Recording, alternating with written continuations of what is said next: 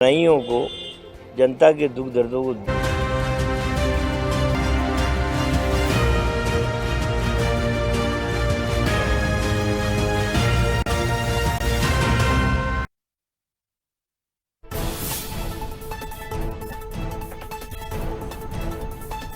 Shivraj cabinet की बैठक में प्रदेश के 23 लाख आदिवासियों को राशन बांटने का प्रस्ताव पास। किसानों को 15,700 करोड़ की सब्सिडी देगी शिवराज सरकार।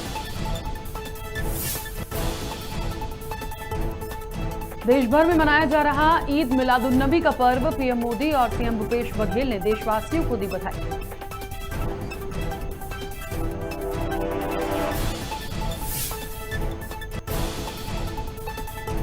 बेमौसम बारिश से करोड़ों रुपए की फसलें बर्बाद। कृषि मंत्री कमल पटेल ने अधिकारियों को सर्वे कर मुआवजा देने के दिए निर्देश।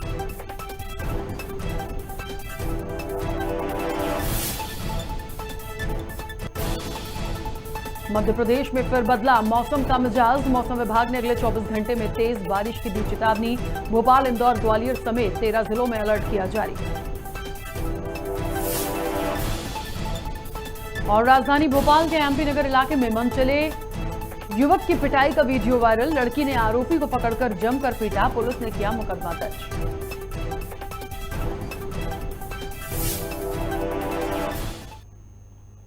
नमस्कार, खबर भारत देख रहे हैं आप। मैं हूं आपके साथ राखी। खबरों की शुरुआत करेंगे।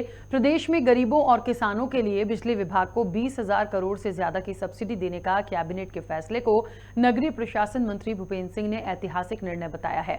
उन्होंने कहा कि देश में सभी जगह कोयले की संकट है, लेकिन प्रदेश में इसकी कोई संकट नहीं है। साथ ही मंत्री ने जहां बारिश से फसल नष्ट हुई है वहां राहत देने की बात कही है। कांग्रेस पर आरोप लगाते हुए उन्होंने कहा कि कांग्रेस ने किसानों, गरीबों और आदिवासियों के लिए कुछ नहीं किया है। इस पक्ष को बहुत मजबूती से रखते हैं न्यायालय में, और शुरू से वो इस लड़ाई को लड़ रहे हैं। उनका मैं स्वागत करता हूँ, धन्यवाद करता हूँ। और इसीलिए सरकार ने ये तय किया कि ठीक ढंग से पक्ष आ जाए, इसलिए आदरणीय रामेश्वर जी को सरकार की तरफ से हम लोगों ने गवर्नमेंट एडवोकेट अपॉइंट किया। उद्देश्य यही था जितना अच्छा ठीक ढंग से वो विषय रख पाते हैं न्यायालय में और यहाँ पर भी, उसका लाभ पिछड़ा वर्ग को मिले। आप सब जानते हैं ये वर्तमान में जो स्थिति है वो न्यायालयीन निर्णय के कारण बड़ा कठिनाई भरा काम था, और सुप्रीम कोर्ट की जो रूलिंग है वो सब भी हम लोग जानते हैं, पर उसमें से हम लोगों को रास्ता निकालना है। और इसलिए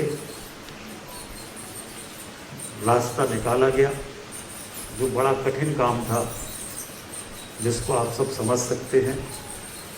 इन परिस्थितियों में ये रास्ता निकालना बड़ा कठिन था, पर मैं मुख्यमंत्री जी का धन्यवाद करूंगा कि न्यायालय की इन सब परिस्थितियों के बावजूद भी उन्होंने जहाँ जहाँ पर हम 27% आरक्षण दे सकते थे वो आदेश जारी हुए, और उसकी कॉपी मैंने पूरी रामेश्वर जी को, महेंद्र सिंह जी को कॉपी दी है, और किस विभाग में कितने % आरक्षण ओबीसी को मिला है वो भी पूरा चार्ट दिया है। हमारे 8 जिले ऐसे हैं जहाँ पर कोड ऑफ कंडक्ट लागू है, इसलिए वहाँ के आदेश 30 तारीख के बाद, चुनाव के बाद निकलेंगे। परंतु मैं आपको विश्वास दिलाता हूं कि जैसा अभी रास्ता निकाल के जो 6 विभाग थे शायद उनमें जिनमें कोर्ट का स्टे है, उसको छोड़कर बाकी सभी में आदेश निकले हैं, वो पूरी कापी यहाँ पर हमने उपलब्ध कराई है। छत्तीसगढ़ के खाद्य मंत्री अमरजीत भगत इन दिनों सरगुजा दौरे पर हैं, जहां उन्होंने अंबिकापुर के तकिया मजार पर पहुंचकर ऑल मुस्लिम वेलफेयर फाउंडेशन अंजुमन कमेटी के द्वारा लगाए गए रक्तदान और स्वास्थ्य शिविर कार्यक्रम का शुभारंभ किया।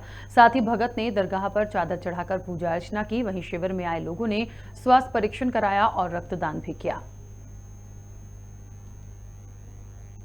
इस्लामिक वेलफेयर कमेटी के द्वारा, अंजुमन कमेटी के द्वारा जो यहाँ पर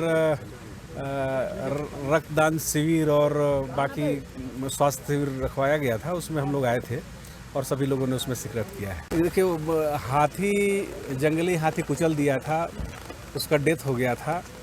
और हम चूँकि ज़िले के प्रवास में थे, हमको जानकारी लगी तो हम वहाँ तक गए थे। और अभी उस नदी में पुल नहीं बना है तो हम लोगों को पैदल पार करके जाना पड़ा था। तो उनसे मिले और उनके जो मृतक के परिवार हैं उन लोगों को ढाढ़स बंधाया, जो मदद था वो मदद किए। और आने वाले समय में जो चीज़ क्षेत्र में मांग हुई है या कमी है उसको। अशोकनगर कलेक्टर आर उमा माहेश्वरी शहर का निरीक्षण करने निकली। आपको बता दें, इस दौरान उन्होंने नेहरू पार्क स्थित लाइब्रेरी सहित संजय स्टेडियम और अन्य स्थानों का निरीक्षण किया। कलेक्टर ने लाइब्रेरी और स्टेडियम को दुरुस्त करने और सफाई व्यवस्था पर विशेष ध्यान देने के निर्देश दिए।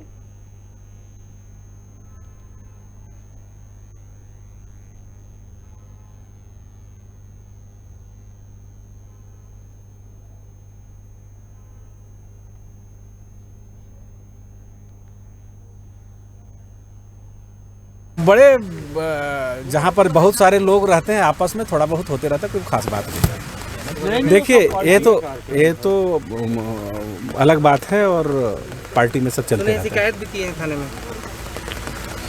वो तो मेरी जानकारी में। छत्तीसगढ़ के सरगुजा जिले के ढोढा गांव में हाथी के हमले से प्रभावित लोगों से मिलने प्रदेश के खाद्य मंत्री अमरजीत भगत पहुंचे, जहां उन्होंने हाथी के द्वारा मारे गए शोकाकुल परिवार से मुलाकात कर शोक व्यक्त किया है। साथ ही भगत ने तत्काल डीएफओ को शोकाकुल परिवार को सहायता राशि उपलब्ध कराने के निर्देश दिए हैं। बड़े जहाँ पर बहुत सारे लोग रहते हैं, आपस में थोड़ा बहुत होते रहता है, कोई खास बात नहीं है। देखिए ये तो अलग बात है और पार्टी में सब चलते रहता है। शिकायत भी की है थाने में? वो तो मेरी जानकारी। इन दिनों नगर के साथ साथ ग्रामीण क्षेत्रों में भी डेंगू का प्रकोप देखा जा रहा है। ग्राम सेमल पानी में हर एक परिवार में 3 से 4 व्यक्ति बुखार खांसी से पीड़ित हैं। कई परिवार के लोग सरकारी स्वास्थ्य केंद्र नसरुल्लागंज में भर्ती हैं। कई ग्राम पंचायत डेंगू मलेरिया से त्रस्त है। यहां बेड की कमी तक होने लगी है। एक ही बेड पर 2 मरीजों का इलाज हो रहा है। मरीजों को जांच के लिए प्राइवेट लैब में जाना पड़ रहा है, जहां 15 से 2500 रुपए गरीबों की जेब काट रही है। बाहर कराइए। हाँ, बाहर कराइए। जिससे आराम जाँच बाहर हो रही है। ये 1100 की जांच थी शुरू में, 850 की, फिर 1100 की हुई, फिर अब बढ़ते 1300 की कर दी जांच उसने। हॉस्पिटल में कोई सुविधा नहीं है? कोई सुविधा नहीं, खाली मलेरिया की जांच होती है। वो तो रिपोर्ट लेने 4 बार जाओ, रिपोर्ट नहीं मिल पाती। और गांव में कम से कम 250 से 300 मरीज हो गए जिन्होंने जांच करवा ली। और बिना जांच के भी ऐसे लोग हैं जो बंगाली से करवा रहे हैं, वो भी अभी बकाए हैं। कम से कम 200-250 लोग वो भी होंगे। पर अभी तक स्वास्थ्य विभाग का हमारे गांव पर किसी भी प्रकार का ध्यान नहीं है। अभी तक किसी भी प्रकार से कोई भी अधिकारी नहीं पहुंचा है स्वास्थ्य विभाग से। इस कारण से हमारे गांव में डेंगू के पेशेंट दिन ब दिन प्रतिदिन बढ़ते जा रहे हैं। वहां पर किसी भी प्रकार की कोई साफ सफाई नहीं हो रही है। और जो पानी की टंकी है उसमें भी कीड़े आ रहे हैं। अगर हम पानी भरें तो उसमें कीड़े आ रहे हैं। और उनके जो बाल है वो बाल गटर में है। तो वो जो बेकार पानी है, गंदा पानी है, वो भी मतलब पाइपलाइन के माध्यम से जो है हमारे वहीं पर जहाँ पानी भरते हैं वहाँ पर जाते हैं तो उसमें कीड़े आते हैं। स्वास्थ्य विभाग का कोई वो नहीं है। हमने 181 पे शिकायत करी, बाकी 181 पे भी अभी कोई निराकरण नहीं हुआ है। कहना बिल्कुल गलत ये है कि हॉस्पिटल में जांचें नहीं हो रही हैं। हॉस्पिटल में ही सीबीसी अपने यहाँ जो कि इनिशियल एक डेंगू की जिससे डायग्नोज बन जाती है कि उसका टोटल WBC काउंट कम हो रहा है या प्लेटलेट काउंट कम हो रहा है, वो जांच मेरी यहाँ ही होती है। अब ये है कि अगर उसने कहीं प्राइवेट किसी डॉक्टर को बताया है और अगर वो डॉक्टर उसको ये सलाह नहीं देता है कि भाई वो गवर्नमेंट जाके करवाए, तो ये उसका अपना उसको जो है ये सोचना चाहिए कि अगर ये डॉक्टर से अगर ये पूछता है कि भाई जांच अगर हॉस्पिटल में हो सकती है तो वो डॉक्टर को कह भी देना चाहिए। मैं तो हमेशा यही कहता हूँ कि भाई अगर पेशेंट ये बोलता है कि साहब सीबीसी होती है तो बिल्कुल मेरी यहाँ होती है, तो जाँच फ्री आप। पृथ्वीपुर के नेगुआ गांव में पुलिस चेकिंग पॉइंट के पास चलती टैक्सी में अचानक आग लग गई। वहीं पृथ्वीपुर पुलिस मौके पर पहुंची और सवारियों को वहां से हटाया, जिस कारण टैक्सी में सवारियों के साथ बड़ा हादसा होने से टला है। फिलहाल आग लगने का कारण पता नहीं चल पाया।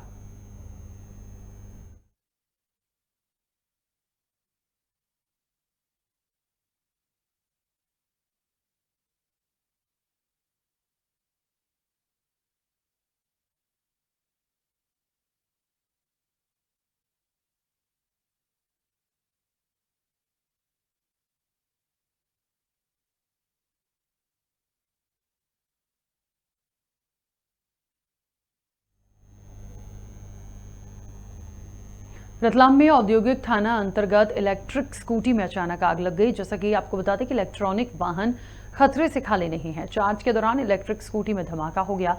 घर के लोगों की जैसे तैसे जान बची, वहीं 3 अन्य पेट्रोल वाहन जलने से बचे। गनीमत रही कि कोई जनहानि नहीं हुई।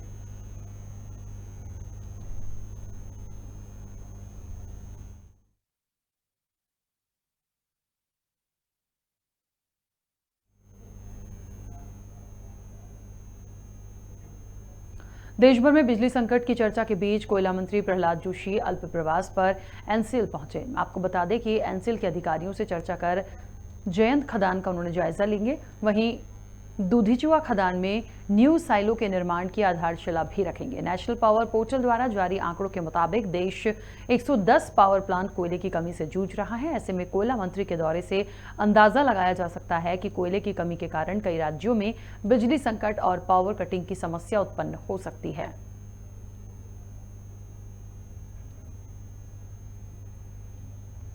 सिंगरौली जिले के देवसर तहसील की मड़वा ग्राम पंचायत में 24 से 30 अक्टूबर तक श्री लक्ष्मी नारायण महायज्ञ और सत्संग प्रवचन का आयोजन किया जाएगा। श्री राम प्रपन्नाचार्य महाराज के तत्वावधान में विश्व कल्याण हेतु महायज्ञ होने जा रहा है। 24 अक्टूबर रविवार को कलश और शोभा यात्रा निकाली जाएगी। वहीं 25 अक्टूबर सोमवार को पूजन कर यज्ञ शुरू होगा। 30 दिन रामकथा प्रवचन, पूर्णाहुति के बाद भव्य भंडारे का आयोजन भी किया जाएगा।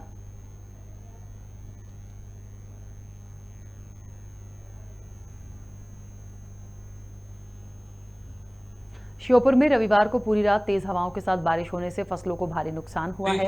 2 महीने पहले ही बाढ़ की वजह से पीड़ित किसान जैसे तैसे संभल रहे थे।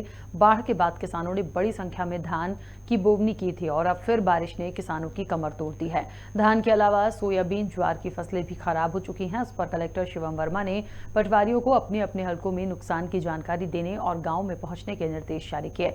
साथ ही स्वयं कलेक्टर ने हालात का जायजा लिया। शहरी क्षेत्र में ऐसा कुछ भी नहीं दिखा है। पानी भी जो बंजारा डैम में जो बढ़ा था रात में, वो अभी सुबह काफ़ी कम हो चुका है। पानी रिसीड कर रहा है, तो ऐसी कोई स्थिति नहीं है। ना किसी तरह के डरने की ज़रूरत है, ना किसी तरह की। हम लोग पूरी तरह स्थिति पे नज़र रखे हुए हैं। सारे वाटर लेवल्स की चेकिंग हो रही है, तो हमारे सभी अभी जो मानक हैं वो ठीक हैं। अभी हमको कोई ऐसे स्केयर की ज़रूरत नहीं है। डरने की बात हो रही है, उसका भी आकलन किया जा रहा है। आकलन करने के बाद ही स्थिति स्पष्ट होगी। हमारी राजस्व की टीम, हमारी कृषि की टीम, ये सभी लोग मैदान पे हैं अभी और सब अपना आकलन कर रहे हैं। उसके आधार पर ही कोई आगामी कार्रवाई की जाएगी। सरगुजा जिले के उदयपुर वन परिक्षेत्र के डांड गांव में एक युवक पर 2 भालुओं ने हमला कर दिया। बुरी तरह से घायल युवक की उपचार के दौरान मौत हो गई। मृतक गोविंद पैकरा मनरेगा में मजदूरी करने जा रहा था, तभी रोहिना झोरखा जंगल के पास 2 भालुओं ने युवक पर घातक हमला किया। पास में तालाब निर्माण कर रहे मजदूरों ने 108 की मदद से उदयपुर सामुदायिक स्वास्थ्य केंद्र पहुंचाया, लेकिन युवक की जान नहीं बच पाई। गोदी खाने जा रहा था सर, तो भालू बीच में उसका खेती बाड़ी वहीं पर है, तो हमला कर दिया।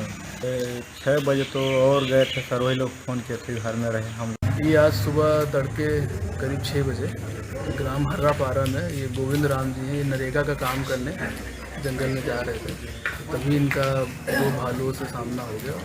तो उसमें इनको थोड़ा इंजरी हो गई, तो उनको यहाँ पर लाया गया था उपचार के लिए, बट उनका एक्सेस ब्लीडिंग की वजह से उनकी डेथ हो गई आज सुबह में और अभी उनका पोस्टमार्टम जारी है।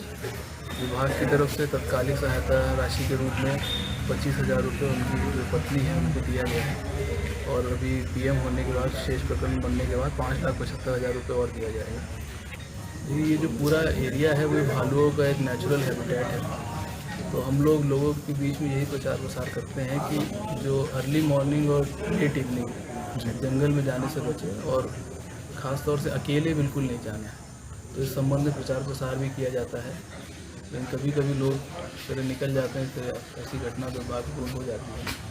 तो हम लोग कोशिश यही करेंगे कि प्रचार प्रसार और हो। लोगों को बस यही सचेत करना चाहते हैं कि जो भी भालू वाला विचरण का क्षेत्र है वहाँ पर आप कभी भी मतलब सुबह तड़के या शाम को अंधेरा होने के बाद ना जाए और अकेले तो बिल्कुल ना जाए। पृथ्वीपुर के नेगुआ गांव में पुलिस चेकिंग पॉइंट के पास चलती टैक्सी में अचानक आग लग गई। वहीं पृथ्वीपुर पुलिस मौके पर पहुंची और सवारियों को वहां से हटाया, जिस कारण टैक्सी में सवारियों के साथ बड़ा हादसा होने से टला है। फिलहाल आग लगने का कारण पता नहीं चल पाया।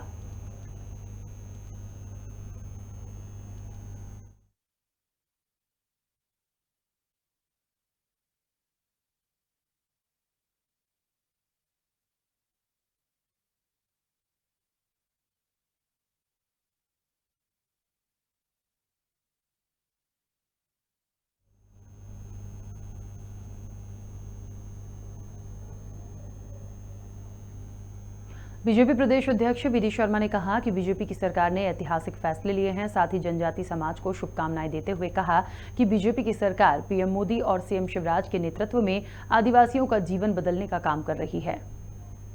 देखिए, भारतीय जनता पार्टी की सरकार ने मध्य प्रदेश के अंदर जो ऐतिहासिक फैसले लिए हैं, मैं इस बात के लिए मध्य प्रदेश के